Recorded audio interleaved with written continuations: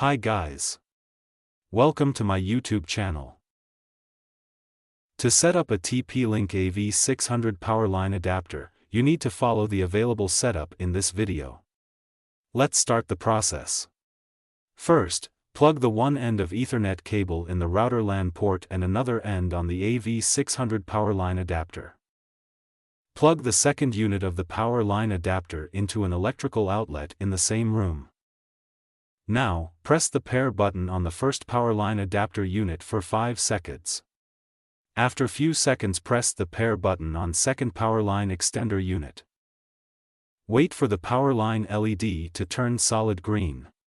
When the both devices, powerline adapter and extender, turn solid green, then your connection is successfully established. Now, you can place the powerline extender in optimal location.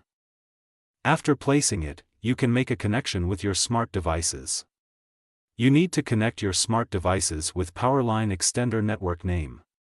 The SSID and password is given on the backside of Powerline Extender. If you face any kind of issue during setup and you need any assistance, then you can reach us. Our technical experts are always available to help. Thanks for watching.